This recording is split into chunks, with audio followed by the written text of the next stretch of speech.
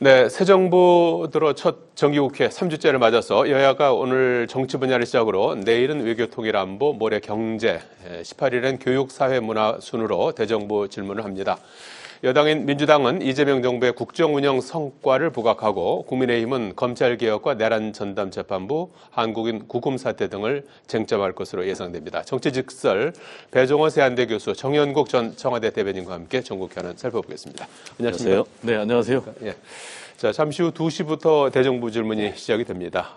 의미를 찾으라고 하면 이제 이재명 정부가 이제 출범한 지 100일이 갓 지나지 않았습니까? 그래서 새 정부 들어서 첫 정기국회고, 정기국회가 9월부터 시작이 돼서 3주째를 맞아서 이제 대정부 질문이 시작이 되는데, 국민적 관심사로 떠오른 여러 가지 이슈들도 이제 많이 있고, 그렇습니다. 그리고 또 새 정부 입장에서는 그동안에 또 100일 동안 했던 부분을 또 이렇게 성과로 내세우려고 할 것 같고, 그런데 아무래도 지금 분위기상 보면 상당히 불꽃이 튀는 그런 대정부 질문이 될 것 같은데 어떤 부분이 가장 스파크가 될 것 같습니까? 네, 역시 이제 저는 3대 쟁점이라고 얘기를 하고 싶은데요. 첫 번째로는 이제 검찰 개혁, 그리고 두 번째로는 사법 개혁, 그리고 세 번째로는 내란 종식. 이 문제가 핵심 쟁점이 될 것 같습니다. 민주당 같은 경우는 아직도 내란이 확실하게 종식이 되지 않았다. 여전히 내란 세력들이 준동하고 있다. 12.3 비상계엄 내란을 정당화하고 옹호하고 그런 상황에서 지금 사법부도 제대로 움직이지 않고 있다. 이렇게 보는 것 같아요. 그래서 검찰 개혁을 좀 먼저 확실히 해야 된다. 그래서 검찰청을 아예 정부조직법을 개정을 해서 없애야 된다. 라는 이제 그런 주장을 할 것 같고요. 두 번째로는 이제 사법 개혁과 관련해서는 역시 잘 아시겠지만 조희대 대법원장이 대선 한 달 직전에 이재명의 이제 전 대표죠. 당시 이재명 후보, 이재명 후보의 공직선거법 2심에서 무죄가 나왔는데 대법원에서 유죄 취지로 파기환송을 한 그런 부분. 그렇죠. 그리고 지기현 부장판사가 윤석열 전 대통령 내란 수괴 혐의로 재판을 받고 있는데 구속 취소 결정내 가지고 사실상 풀어준 이런 부분. 그리고 또 한덕수 전 국무총리에 대한 구속영장이 기각된 이런 부분. 그래서 사법개혁이 불가피하다. 그리고 또 내란 재판이 전혀 지지부진되고 있지 않기 때문에 내란 특별재판부를 설치해야 된다. 라는 이제 주장을 펼칠 것 같고요. 반면에 국민의힘 같은 경우는 내란몰이를 하고 있다. 일당 독재를 펼치고 있다. 라면서 이제 강력하게 반발할 것으로 보여지고 동시에 원내 투쟁과 함께 원외, 장외 투쟁까지 지금 벌일 그런 기세 아닙니까? 손현보 목사에 찾아가 가지고 종교 탄압이다라는 이제 그런 부분까지 외치고 있기 때문에 말씀하신 대로 시작부터 대격돌이 계속될 것으로 그렇게 우려가 됩니다. 검찰 개혁, 사법 개혁을 추진하는 이제 여당에 맞서서 야당은 이제 일당 독재다. 그래서 이제 장내외 투쟁을 병행하는 그런 상황이 이제 재현이 될 것이다. 이렇게 이제 전망을 해주셨는데요. 이번 대정부 질문은 유례 없이 치열한 대정부 질문이 될 것 같습니다. 소재가 너무 많습니다. 이 정부의 실정, 인사 실패, 또 관세 협상, 특별재판부 설치, 검찰청 해체, 대법관 정원, 이루 말할 수 없이 많은 소재들이 있는데 특히 이 대법관 정원 이런 문제들, 이런 분들 이제 26명으로 정원한다는 얘기 아니겠습니까? 이것은 이재명 대통령 임기 시절에 22명이 교체돼서 이재명 대통령이 임명하는 그런 대법관이 됩니다. 그렇다 그러면은 이 부분은 앞서 말씀하신 대로 이 대법원에서 이재명 대통령 재판 관련해서 유죄 취지 파기환송과 관련한 보복이 아니냐 하는 부분에 대한 지적을 하지 않을 수 없을 거예요. 그렇기 때문에 그렇다 그러면은 왜 대법관을 정원을 하느냐?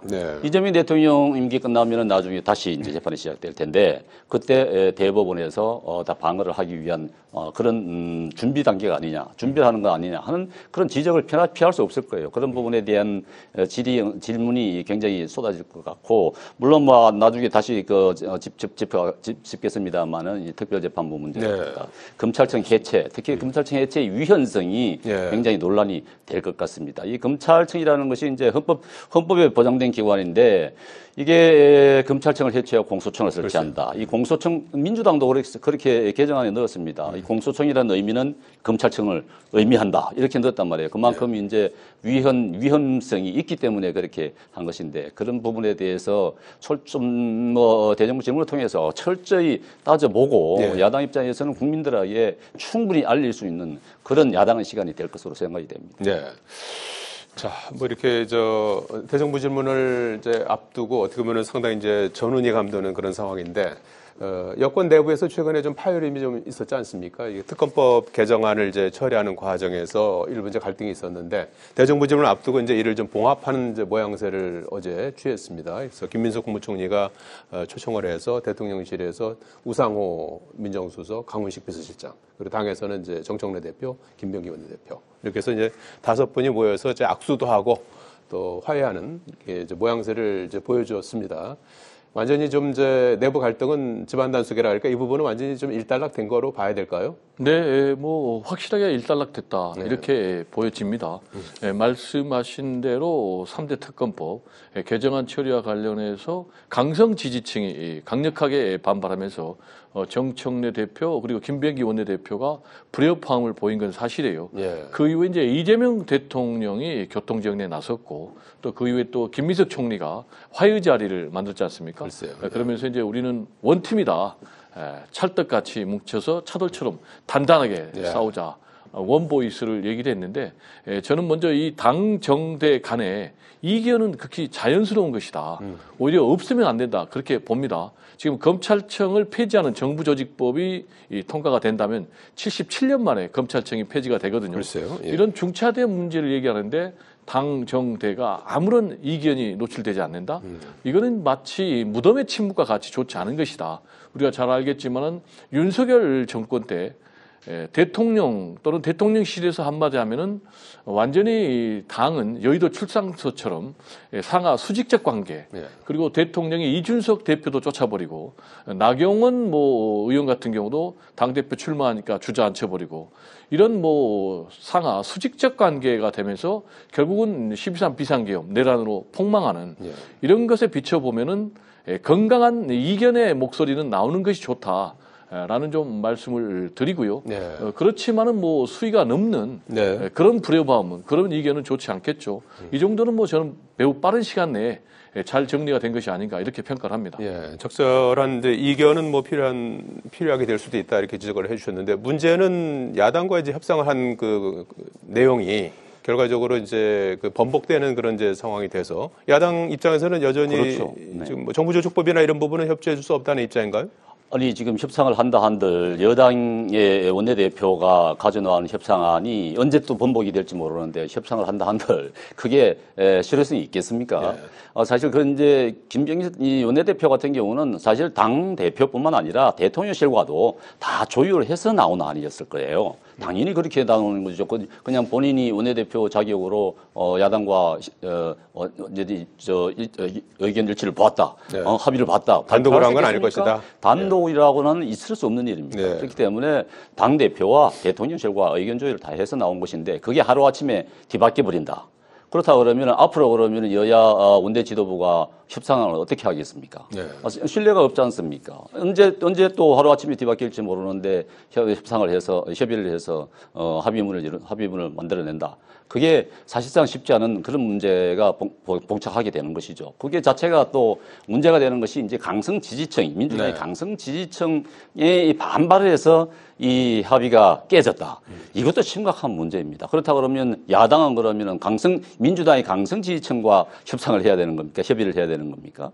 이런 문제들은 민주당 내에서 정리를 해야 되는 것이죠. 대통령께서도 이런 지난번 당 대표들하고 모였을 때 야당의 의견이 충분히 반영이 되도록 조치하겠다 이렇게까지 얘기했잖아요. 그래서 그 다음 날 협상 합의가 발표되었을 때는 상당히 이제 협치가 되는 모양이다 기대를 했었는데 그게 뒤바뀌는 그것도 대통령실에서도 뒤바뀌는 것에 대해서 인정을 하는 이런 상황까지 와버렸으니까 민주당이 강성 지지층에 대한 이런 민주당 내에서의 정리 이런 것이 우선이 돼야 된다. 그렇지 않으면은 여야 협치라는 것은 물론 여당은 뭐 여당 국민의힘과 협치할 의사가 전혀 없겠습니다만은 그렇다 하더라도 강성 지지층 민주당 내에서 정리하고 난 다음에 야당과 할 수 있는 협의를 할 수 있는 그런 조건이 되고 환경이 조성이 돼야 된다고 보이죠.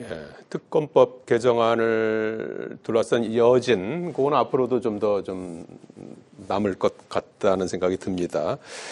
자, 정부 여당이 추진하는 사법개혁을 둘러싼 정치권의 공방이 상당히 가열되고 있습니다. 사법개혁의 원래 그 항목에는 이제 들어가 있지 않은 이제 사법개혁의 범주에 이제 들어간 것 같아요. 이게 이제 내란 전담 재판부라는 것이. 그래서 이 용어가 이제 뭐 내란 전담 재판부, 내란 특별 재판부 이렇게 구분하는데 특별 재판부는 이제 별도로 구성하는 거고 전담은 이제 법원 내에 이제 설치하는 걸로 이렇게 좀 갈래가 타지는 것 같고 어쨌든 그 내란 전담 재판부에 대해서도 지금 사법부 대법원 행정처라든지 그리고 얼마 전에 있었던 이제 법원장 회의에서라든지 여기에서는 사실상 이제 반대 입장을 내놓고 있단 말이에요. 위헌성이라든지 어떤 독립성 침해라든지 이런 부분을 이제 이유로 들어 반대하고 있는 상황이고 민주당은 문제가 없다 이런 입장이고 오늘은 이제 조희대 대법원장까지 이제 정조준하는 그런 모양새고 한 걸음 더 나아가서 전현희 최고위원 같은 경우에는 내란 전담뿐만 아니라 국정농단 전담 재판부까지 설치된다 이렇게 지금 나온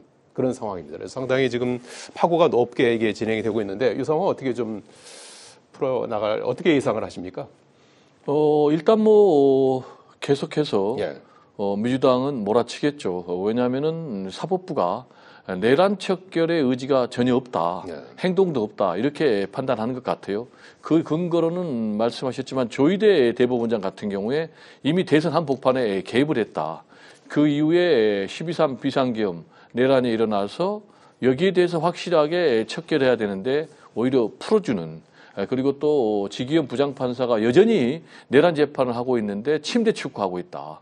이렇게 되면은 뭐 12월 달까지 끝낸다고 그러는데 1심을 안 끝나게 되면 결국 다시 풀어주는 이런 일이 벌어지니까 민주당 입장에서는 민심을 고려하지 않을 수가 없는 거죠. 그래서 내란 전담부하고 내란 특별전담부 얘기가 나오는데 어떻게 차이가 있냐면 내란 특별전담부를 설치하려면 입법 과정을 거쳐야 되고요. 내란 전담부는 사법부의 의지만 가지고 충분히 가능합니다.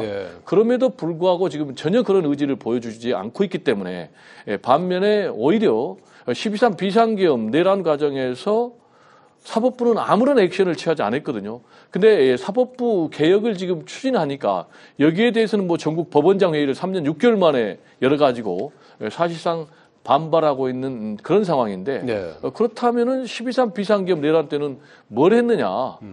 그리고 사법부의 지금 독립을 누가 훼손하고 있느냐? 누가 지금 사법부 개혁을 스스로 초래하고 있느냐? 라면서 민주당에서 강력하게 반발하고 있는데 잘 아시겠지만 검찰 개혁이 결국 검찰이 부른 거거든요.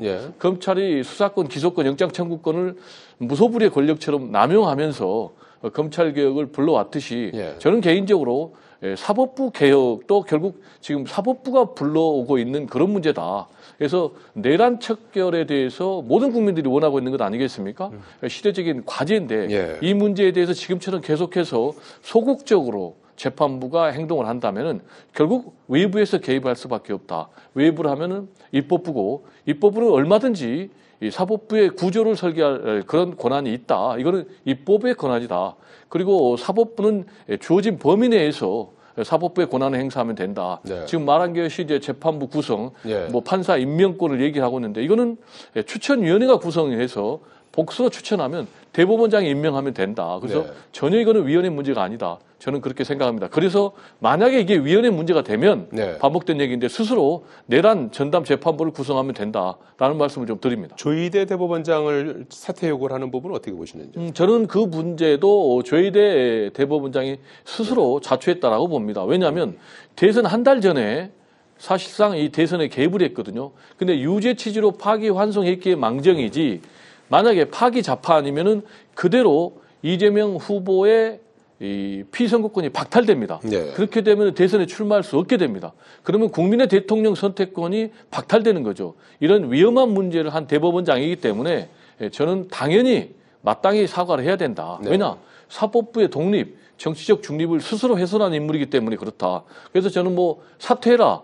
라는 요구도 저는 뭐 스스로 본인이 불러온 것이다. 이렇게 저는 말씀드릴 수가 있겠습니다. 자초한 일이다. 이렇게 지금 입법부하고 어떻게 보면 사법부가 충돌하는 그런 양상인데요. 어떻게 흘러갈까요? 굉장히 위험한 발상입니다. 지금 특별재판부를 전담재판부라 이름만 바꾼 것인데 중앙지법에다가 두자는 얘기 아니겠습니까? 중앙지법에 전담재판부를 둔다 하더라도 그것은 사법부의 영역입니다. 전담재판부, 재판부를 갖다 둔다는 것은 사법부가 대법원장이 판단할 문제 아니겠습니까? 알아서는 할 수 있는 거죠. 안에서는 할 수 있는 것이죠. 예. 안에서 할 수 있지만은 입법부가 나서가지고 재판부를 설치해라. 예. 그리고 그 판사를 우리가 정하겠다는 것 아니겠습니까? 그 9명을 정한다는 건 국회 3명, 예. 판사들 3명, 변협에서 3명 한다는 것 아니겠습니까? 그러니까 우리가 판사를 정하겠다. 재판부를 설치해라. 이렇게 명령을 하는 거랑 마찬가지예요. 그러니까 일종의 국가로 보면 내정 간섭인 것이에요. 그러니까 사법부 입장에서 봤을 때는 재판부 설정, 우리가 재판부 만드는 것인데 왜 입법부가 관여를 하나 볼 수 있는 것 아니겠습니까? 더군다나 지금 재판부는 말이죠. 누구도 간섭을 하지 못하게 전산에 의해서 이게 무작위로 배정이 되는 것입니다. 네. 판사들 무작위로 배정이 돼요. 그래서 지기현 판사도 무작위로 배정이 된 것입니다. 그런데 이게 재판 결과 판결이 자기들에게 자기가 원하는 방향으로 나오지 않을 것 같으니까 네. 재판부 지금 재판을 하고 있는 걸 중단시키고 새로운 재판부를 만들어서 새로 한다는 것 아니겠습니까? 네. 세상에 이런 재판 사법부를 어떻게 만들 수가 있다는 얘기입니까? 그것은 있을 수 없는 얘기고요. 이런 굉장히 위험한 발상이다. 저는 이렇게 생각이 되고 지금 지난번에 이재명 대통령께서 이 뭐 국가 입법, 사법, 행정이 서열이 있다고 얘기하셨는데 지금 그렇다 그러면은 입법부가 뭐 선출된 권력이 입법부가 사법부 위에 있다고 한다 그러면은 국회의원들은 선출된 권력인 국회의원들은 그런 재판을 받아서 의원직이 박탈당하지 않습니까? 그건 어떻게 설명을 할 수 있을 것이며 대통령이 그러면 파면당하는 거는 어떻게 설명을 할 수 있겠습니까? 그것은 굉장히 지금 지금 특별한 전담재판부를 설치한다는 그 발상 자체가 굉장히 위험하다. 이것은 알겠습니다. 사법부의 근간을 흔드는 국가의 근간을 흔드는 위헌적인 발상이다. 이건 대통령도 마찬가지입니다. 이것은 헌법을 수호할 의무가 있는 것이 대통령입니다. 이건 위헌적인 발상을 중단해야 된다고 저는 말씀드립니다. 이 점에 사실과 좀 다른 얘기를 하는데요. 판사를 우리가 정한다? 그건 전혀 다른 말이에요. 판사 배정 누가 합니까? 사법부에서 대법원장 해야 되는 것이 누가 누가 하세요? 나 다 들었으니까. 내란 특별 재판부 구성은 일단 국회 그리고 법원, 변협이 3명씩 후보를 추천을 합니다. 9명으로 추천위가 구성이 돼서 그래서 복수로 추천하면 이 복수로 추천한 중에 3명을 대법원장이 임명을 하는데 뭘 우리가 임명을 해요.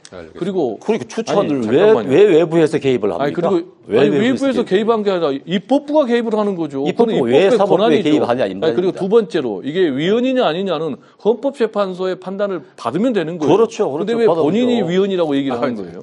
자, 여기까지 하시고, 이게 어차피 이제 공론화 과정을 거치게 될 것 같아요. 두 분께서도 좀 첨예하게 의견이 이제 갈리는 그런 사안이 있고 그래서 아마 뭐 연내에 이제 이게 처리가 설치를 한다 하더라도 이제 법안 처리 과정이 아직 많이 남아있기 때문에 그래서 국민들께서도 이 공론화 과정에 또 들여다보시면서 또 관여하실 수 있을 것 같습니다. 자, 그리고 오늘 끝으로 조국 비대위가 출범을 했습니다. 성비 사건으로 내용에 빠졌었는데, 조국 비대위원장이 조기 등판했습니다. 원래는 11월쯤 전당대회에서 이제, 하려고 했던 건데, 2달 정도 일찍 이제 등판을 한 거죠. 그래서 8.15 특사로 풀려나서 9개월 만에 국회에 복귀했는데, 뭐 독배라면서 좀 말린 분들도 있었는데 본인은 이제 정치적 계산에 흔들리지 않겠다 그러면서 이제 맡았습니다. 그래서 앞으로 좀 이 문제가 우선 최우선 과제가 되겠죠. 조국 비대위원장 앞에 놓인 과제 어떤 것들이 있다고 보십니까? 지금 이제 조국 비대위원장 같은 경우는 정계 진출 후에 최대 위기 상황을 맞고 있다. 그래서 지금 이 성비 사건의 문제를 잘 극복을 하면 기회가 되겠지만 이걸 잘 처리하지 못하면 대권 가도에서 상당히 치명타를 입을 수도 있다. 이렇게 평가를 하고요. 지금 비대위원장을 맡아서 성비 사건에 대해서 여러 가지 처방 그리고 또 본인의 입장을 밝혔는데 전체적으로 보니까 너무나 말이 좀 현란하다. 그러다 보니까 좀 진정성이 떨어진다. 오히려 좀 말을 좀 줄였으면 예. 굉장히 멋있는 말을 많이 했어요. 소통, 치유, 통합 세 가지 원칙 위에서 공동체적 해결을 위한 다양한 조치를 나서겠다. 네.